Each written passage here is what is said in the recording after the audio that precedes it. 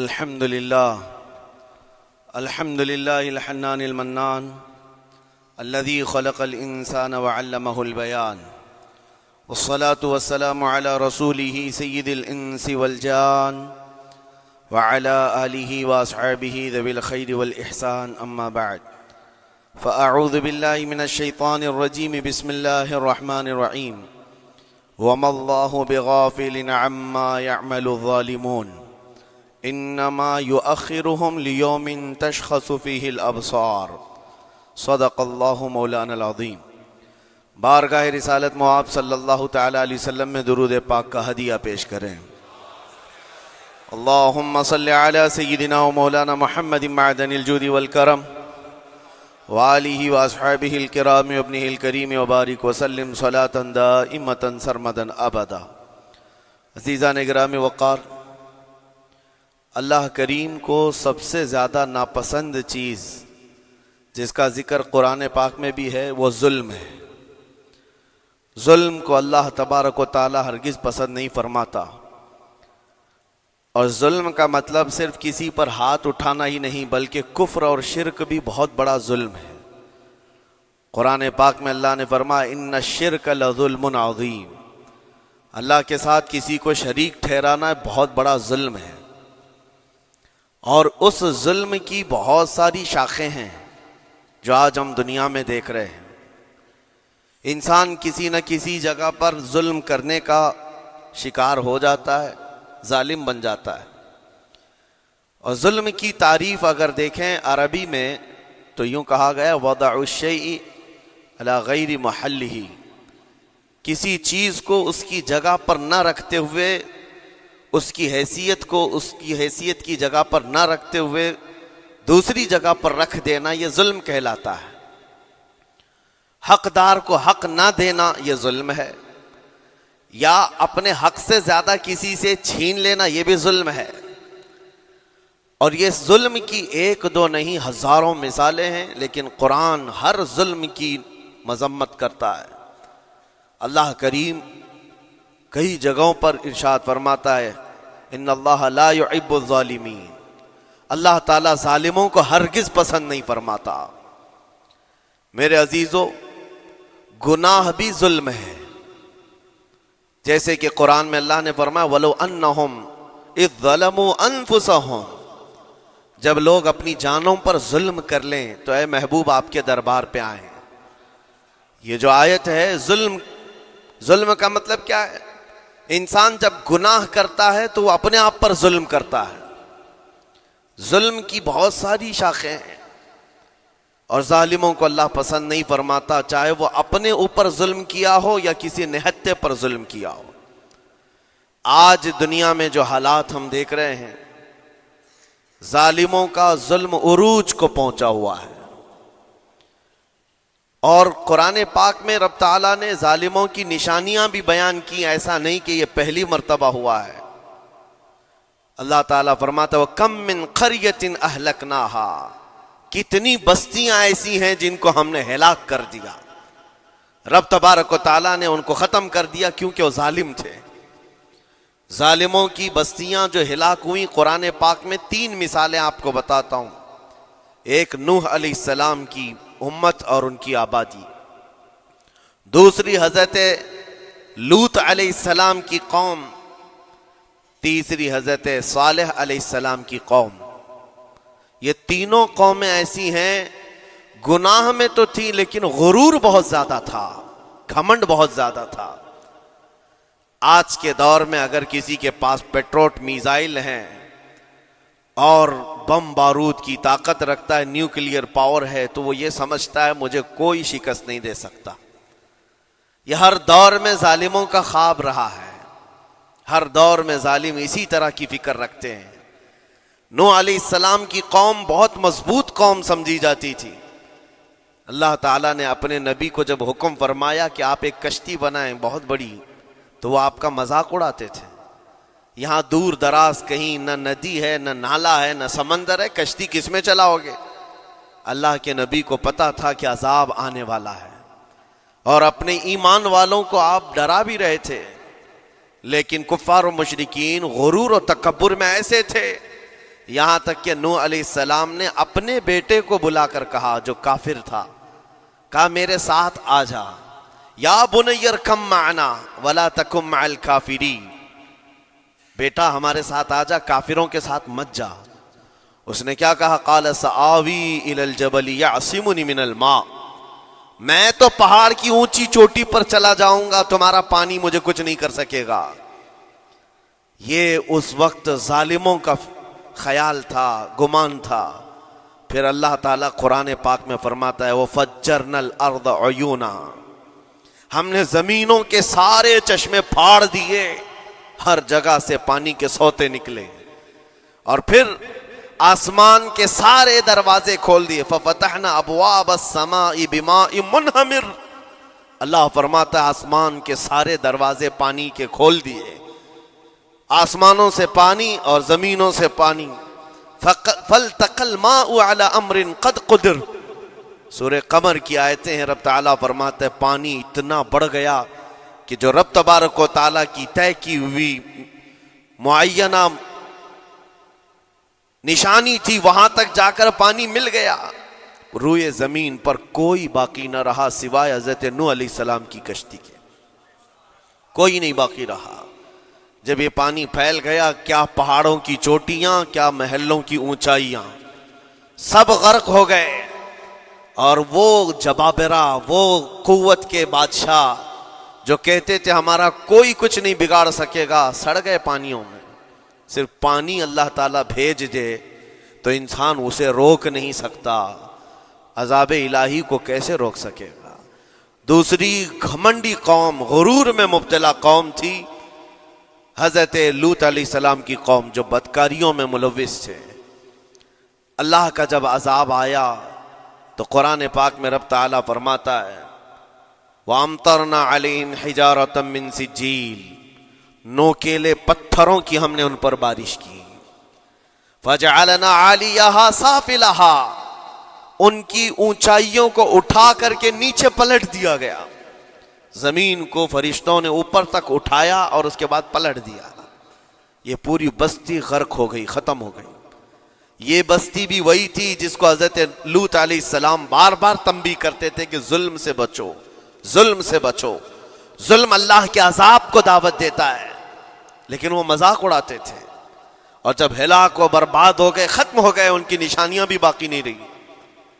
وہ پتھروں کی بارشیں کہاں ہوئی تھی واللہ عالم، لیکن میرے عزیزو ہم نے دیکھا ہے جہاں یہ قوم آباد تھی اس علاقے کو آج بتایا جاتا ہے وہ جارڈن کا علاقہ تھا، بحر مردار جہاں پر آج باقی ہے، ڈیڈ سی۔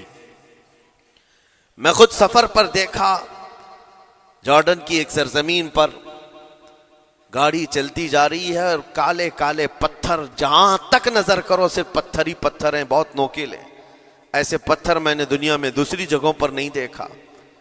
آج بھی اسی طرح سے باقی تقریباً 100 کلومیٹر 150 کلومیٹر تک صرف پتھر ہی ہے، بیچ میں صرف ایک روڈ جاتا ہے، اس کے بعد نہ کوئی درخت دکھتا ہے، نہ کوئی عمارت ہے، نہ کوئی پہاڑ ہے، صرف پتھر، پتھروں کا صحرا ہے۔ آج کی اس صدی میں دیکھ کر کے ان پتھروں کو ہیبت طاری ہو جاتی ہے، جس وقت وہ برسے ہوں گے ان کی حالت کیا ہوگی۔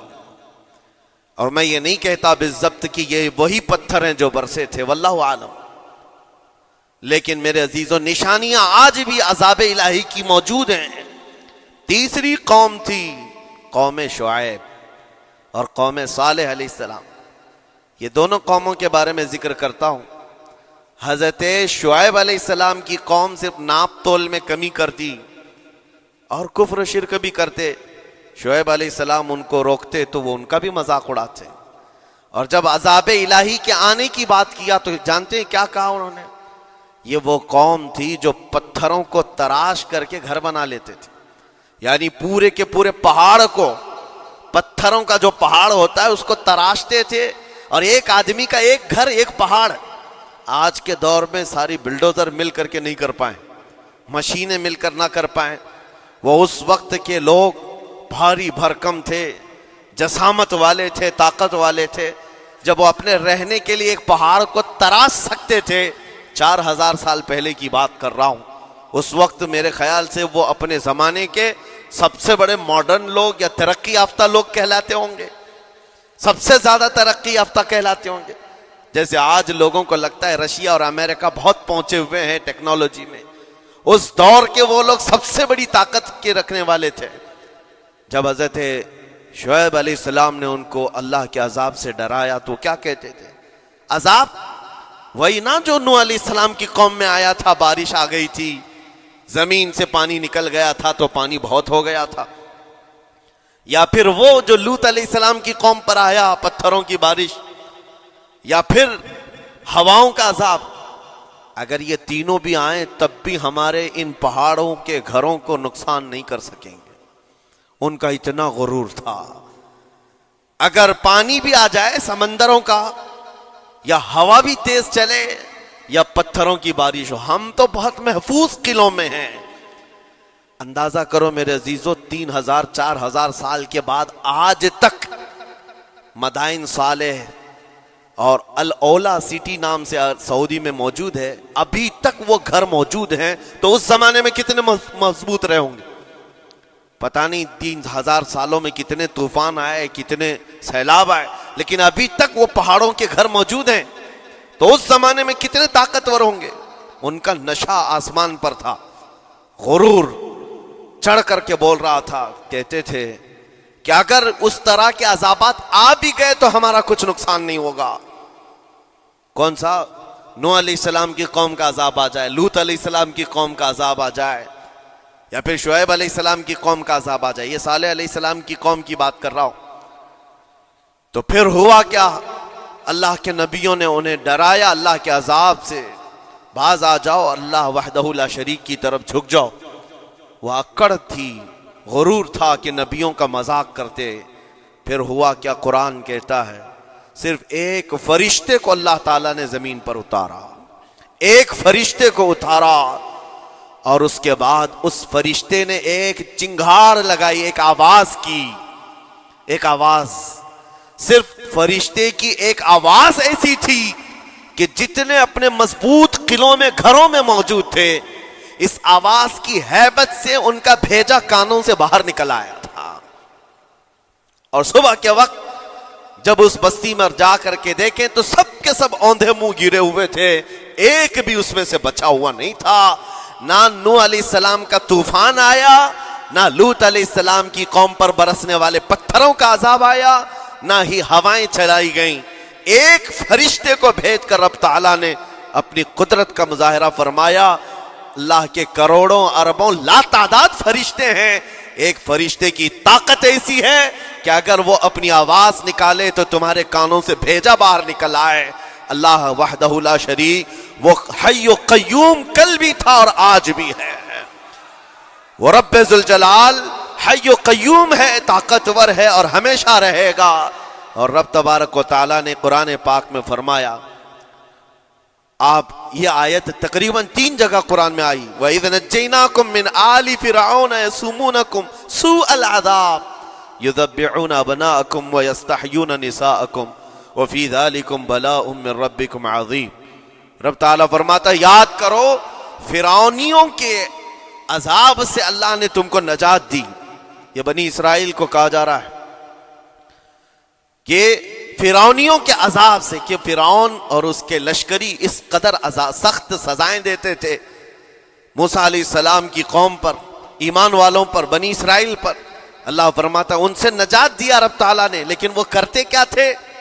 بنی اسرائیل میں ایک بھی بچہ پیدا ہو جائے اسے ذبح کر دیتے تھے. فرعون کے لشکریوں نے ایک سال میں 12,000 بچوں کو قتل کیا ہے، 12,000 بچوں کو ذبح کر دیا ہے.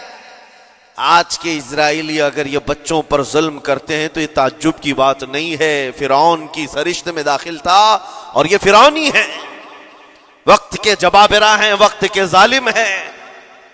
12,000 بچوں کو قتل کر دیا تھا فرعون اور اس کے لشکریوں نے، اور عورتوں کو زندہ چھوڑ دیتے تھے. قرآن میں اللہ تعالیٰ نے فرمایا 3 جگہ آئی آیت، لیکن اس کے ساتھ رب تعالیٰ یہ بھی فرماتا ہے یہ سخت ترین سزائیں دیتے تھے فرعونی، اللہ نے ان سے تم کو نجات دیا. لیکن یہ سزائیں کیوں دیتے تھے، یہ عذاب کیوں تھا؟ وَفِي ذَلِكُمْ بَلَاءٌ مِّن رَبِّكُمْ عَظِيمٌ. یہ ہے فرمان اللہ کا. یہاں میں یہ ٹکڑا اگر بیان کر دوں تو آج آپ کے دلوں کے اندر ایک یقین پیدا ہو جائے گا. آج کے حالات کے مطابق فرعونیوں کا اس قدر سخت عذاب کیوں تھا؟ رب تعالیٰ فرماتا ہے اے مومنو، ان تمام معاملات میں اللہ کی طرف سے تمہارے لیے بڑا امتحان تھا. یہ امتحان تھا اور وہ امتحان آج بھی ہے اور ہر زمانے میں رہے گا. ستیزہ کار رہا ہے ازل سے تا امروز، شرار ابو لہبی سے چراغ مصطفی. ہر زمانے میں حق و باطل کے معرکے ہوتے رہیں گے. لہٰذا آج کے دور میں یہ سب حالات جو پیدا ہوئے، مسلمانوں کو، مومنین کو ذرا برابر بھی نروس ہونے کی ضرورت نہیں. تم جس دین سے وابستہ ہو، اس دین کی حفاظت کا ذمہ اللہ نے اپنے ذمے لیا ہے. یریدون لیطفئوا نور اللہ بافواہہم. قرآن میں اللہ فرماتا ہے کفار و مشرکین اپنے منہ کے پھونکوں سے اللہ کے اس چراغ کو بجھانا چاہتے ہیں، اللہ اپنے اس چراغ کو مکمل کر کے رہے گا. یہ اسلام نور الہی ہے، اللہ کا نور ہے اور اس کو صبح قیامت تک رہنا ہے. اور ہم جیسے اور بھی آئیں گے اس زمین پر اور آئیں گے جاتے رہیں گے. یہ آبادیاں ہیں، بدلتی رہیں گی، خدائی قانون ہے، لیکن اسلام نہ کل بدلا تھا، نہ آج، نہ قیامت تک بدلے گا. ہم سب کا امتحان ہے میرے عزیزو، ہم سب کا امتحان ہے. لیکن ان حالات میں مومنین کو کرنا کیا چاہیے؟ انہیں اپنے ایمان کو مضبوط کرنا چاہیے. کبھی کسی کے اڑتے ہوئے چھیٹڑے اور ٹکڑے دیکھ کر تمہیں مایوس ہونے کی ضرورت نہیں. اب ہمارا مستقبل کیا ہوگا؟ میرے عزیزو، آج جو حالات ہیں یہ حالات کربلا سے زیادہ سخت تو نہیں ہیں. آج فلسطینیوں کو ہم نے دیکھا 6 ماہ کے، سال بھر کے بچوں کو سینے سے لگا کر کفن لپیٹ رہے ہیں. ان ماؤں کی کیا کیفیت ہوتی ہوگی؟ کبھی کبھار چھوٹی سی کلپ میں دیکھ کر کے آنکھوں سے آنسو بہ پڑتے ہیں. انہوں نے اپنے ہاتھوں سے نہ جانے کتنے بچوں کو ایک دن میں دفن کر دیا. 80 میتوں کو ایک قبر میں ڈال دیا کرتے ہیں. ان فلسطینیوں کو لاکھوں سلام، ان کے جذبات کو اور ان کی استقامت کو. ہم تو دعا یہی کرتے ہیں ان فلسطینی مسلمانوں کے برابر پوری دنیا کے مسلمان نہیں ہو سکتے. ہم تو ایک ناشتے پر صبر نہیں کر پاتے، وہ اپنے 10 بچوں اور خاندان والوں کے کٹے ہوئے چھیٹڑوں پر بھی کہتے ہیں اللہ ہمارے ساتھ ہے.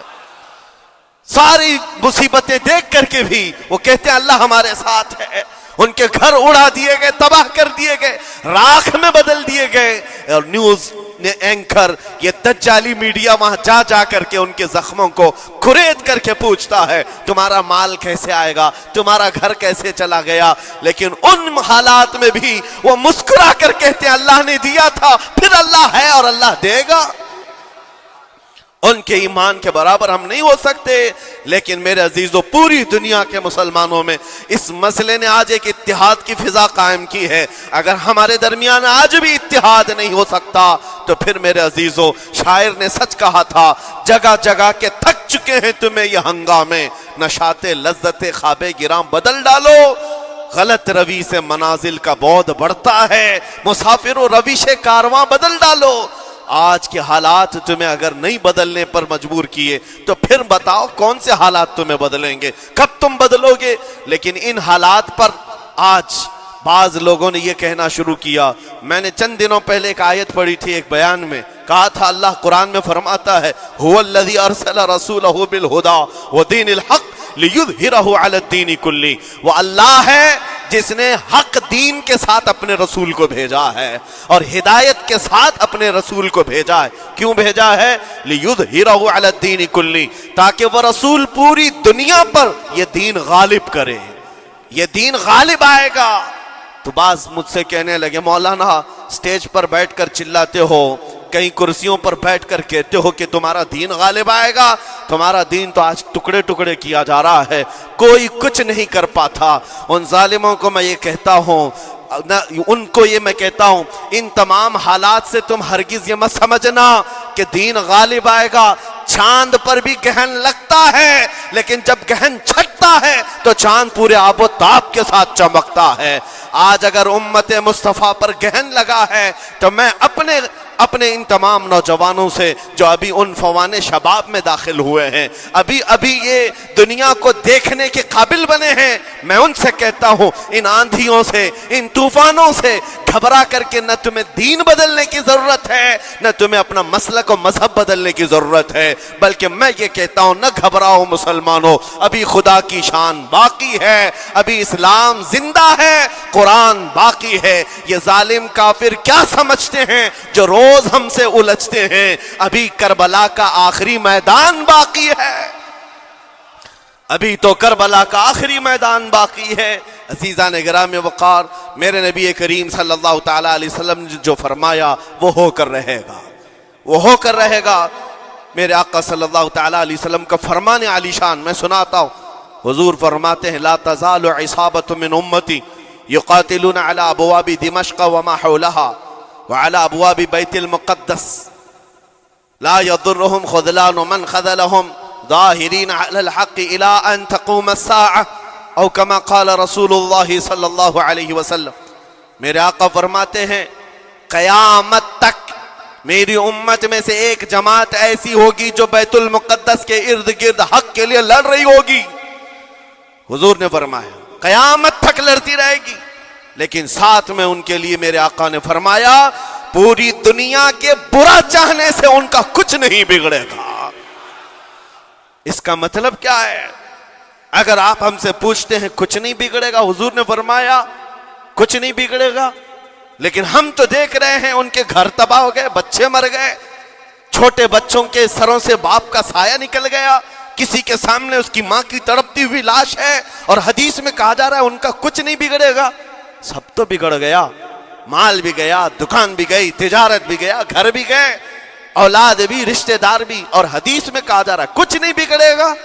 میرے عزیزو یاد رکھو میرے آقا کا فرمان حق ہے، کچھ نہیں بگڑے گا کا مطلب کیا ہے؟ یہ تمام اسباب جانے کا مطلب یہ نہیں کہ بگڑ گیا، بگڑا تو اس کا ہے جس کا ایمان بگڑ گیا، ایمان جس کا گیا اس کا سب بگڑ گیا۔ اور ہم نے ان بچوں کو دیکھا ہے آج، ارے رات کو سوتے ہیں تو انہیں پتہ نہیں ہوتا صبح ہوگی بھی کہ نہیں ہوگی، لیکن اس کے باوجود ایک دل دہلا دینے والی بات میں بتاتا ہوں۔ مصر کی سرزمین سے لوگ پانی کے بوتلیں اور ڈبے اٹھا کر کے بارڈر پر جا رہے ہیں، لیکن فلسطین غزہ کے وہ مسلمان کہتے ہیں اپنا پانی تم رکھو، اللہ کریم ہمارے لیے کہیں سے اپنی ہی زمین سے پانی عطا کرے گا۔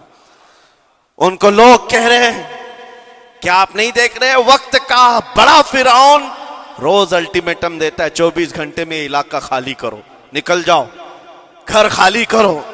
کیسا ایمان ہے تمہارا کہ آنے والی بڑی بڑی میزائلوں کا اپنے سینے سے مقابلہ کرتے ہیں، اور کہتے ہیں کل سے ہم یہی تھے، آج بھی یہی ہیں اور یہی رہیں گے اور اسی مٹی میں دفن ہو جائیں گے۔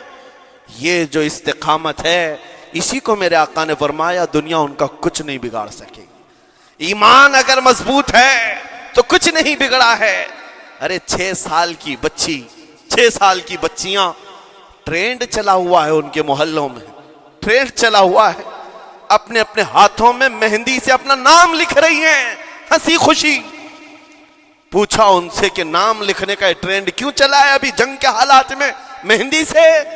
کہتی ہیں کل کو اگر ہم اڑ گئے، چہرہ نہیں ملا، جسم نہیں ملا، ہاتھ اگر بچا ہوا ہو تو نام دیکھ کر ہمارے ماں باپ پہچان تو سکے۔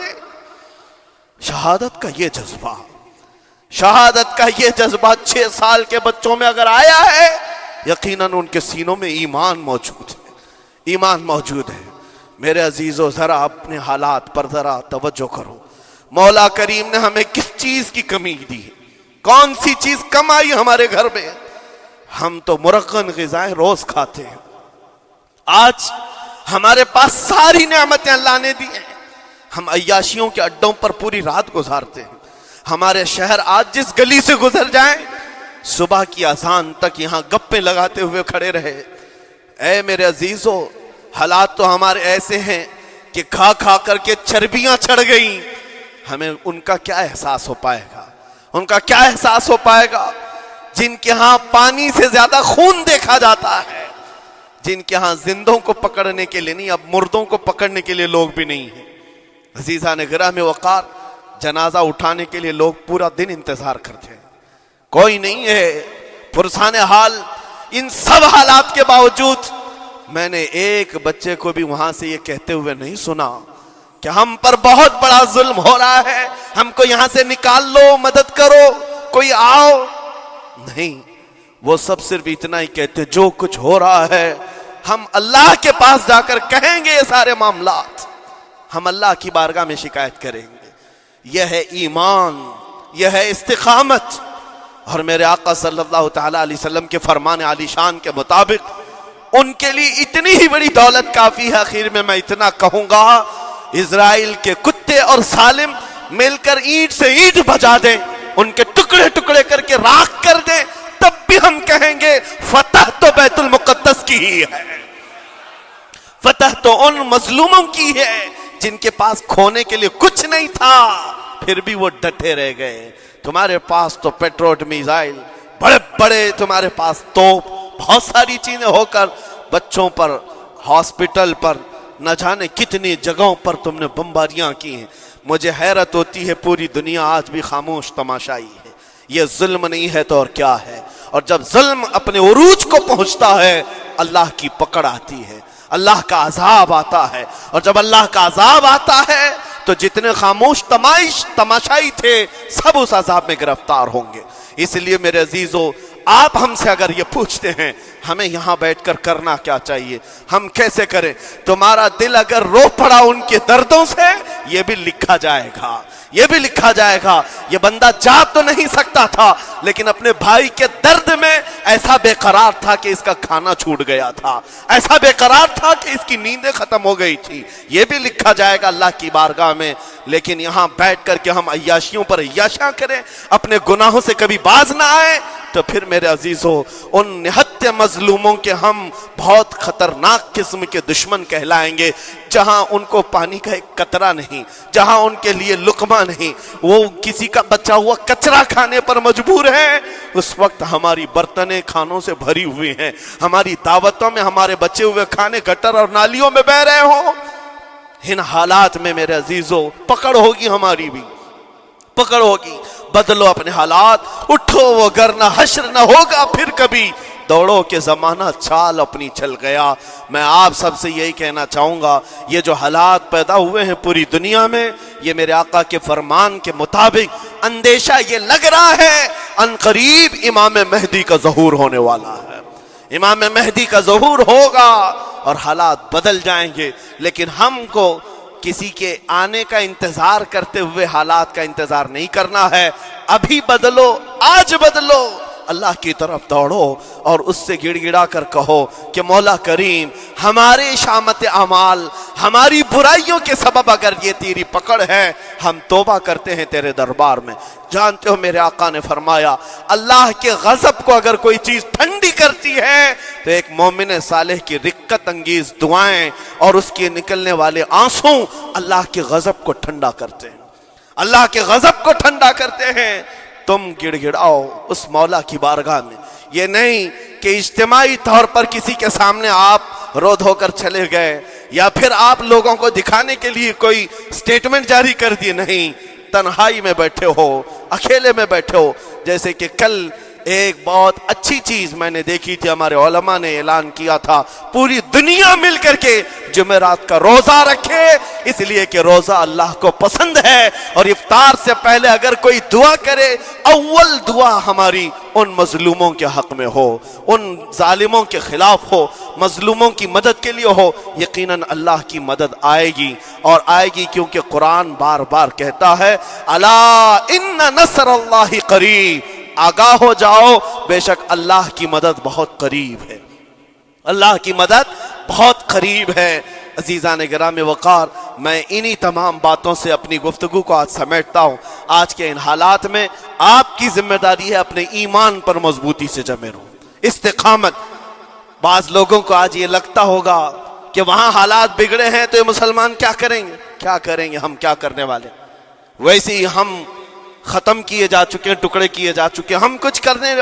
बस तुम अपनी जिंदगियां बदलो, नशा से बाज आ जाओ और जितने खुराफात हमारे मोहल्लों में आए इससे निकालो। اللہ کا عذاب آتا ہے، اللہ کی رحمتیں روٹ جاتی ہیں۔ ایک بار ہم بدل لیے تو مولا کریم اپنی رحمتوں کے سائبان فرما دے گا ہم پر، اور بس ہماری تمنا یہی ہے۔ اللہ کریم کی بارگاہ میں دعا ہے، قدیر و جبار خدا کہنے سننے سے زیادہ ہمیں عمل کی توفیق عطا فرما۔ اے رب کریم احسن الخالقین، ہم سب اپنے گناہوں سے سچی توبہ کرتے ہیں مولا۔ ہمارے گناہوں کی وجہ سے اگر تیری سخت پکڑ ہے تو مولا تو اپنے غضب کو ٹھنڈا فرما دے، تو اپنے غضب کو ٹھنڈا فرما دے مولا، تو اپنے غضب کو ٹھنڈا فرما دے۔ اے کریم خدا، تیرے حبیب کی امت تڑپ رہی ہے، اور ہر جگہ مولا ظلم و ستم کا نشانہ ان غریب مظلوموں کو بنایا جا رہا ہے جن کے پاس ایک وقت کا کھانا بھی باقی نہیں رہا۔ مولا تو اگر مدد نہیں کرے گا تو کون مدد نازل فرمائے گا؟ اے رحمان، ہمارا عقیدہ ہے تو ہی وہ خدا ہے جو ابابیلوں کو بھیج کر ابرہہ کو ہلاک کیا، تو ہی وہ خدا ہے جو بدر میں اپنے نبی کے لیے 5000 فرشتوں کو اتارا۔ اے مولا، تو ہی وہ خدا ہے جو یونس علیہ السلام کو مچھلی کے پیٹ سے زندہ سلامت نکالا، تو ہی وہ خدا ہے جو ابراہیم علیہ السلام کو بھڑکتی ہوئی آگ سے زندہ محفوظ فرمایا۔ اے قدیر و جبار خدا، کل بھی تو حی و قیوم تھا، آج بھی ہے اور ہمیشہ رہے گا۔ ہمارے اس عقیدے کی لاج رکھ لے، اور غیب سے مولا تو اپنی مدد نازل فرما، اپنی مدد نازل فرما، امت مصطفیٰ کے لیے خیر فرما، ہم سب کو امن و امان عطا فرما۔ اے رب کریم، ان ظالموں کو کیفر کردار تک پہنچا دے، مظلوموں کو مولا امن کی سانس عطا فرما۔ ہماری خوشیاں اگر لکھی ہوئی ہے اے رب قدیر، ہماری خوشیوں میں سے ان کو یہ تقسیم فرما دے۔ اے اللہ، ہماری حصے کی خوشیاں انہیں تقسیم فرما دے۔ اے رب کریم، ہمارے امن و سکون کو ان کے درمیان تقسیم فرما دے۔ اے اللہ، ان بلکتی ہوئی ماؤں کی آوازیں ہماری نیندیں اڑا چکی ہیں مولا، ان بچوں کے زخمی چہرے مولا بار بار ہماری آنکھوں کو ترساتے ہیں مولا۔ کب تک یہ تیری آزمائش ہوگی، کب تک یہ امتحان ہوگا؟ اے قدیر و جبار خدا، تجھے تیرے حبیب کی نالین کا واسطہ ان سب کو ظلم و ستم سے آزاد فرما دے۔ اے اللہ، ظلم و ستم سے آزاد فرما، امن و امان عطا فرما، خیر و سلامتی عطا فرما۔ ہمارے اس ملک عزیز ہندوستان کو امن و امان کا گہوارہ بنا دے۔ اے اللہ، ہم سب کو محبت و آشتی کا پیغام اور الفت و محبت کے ساتھ جینے کی توفیق عطا فرما۔ مولا، ہماری دعاؤں کو حضور کے صدقے قبول فرما۔ وصلی اللہ تعالی علی خیر خلقہ محمد وآلہ واصحابہ اجمعین، وآخر دعوانا الحمد للہ۔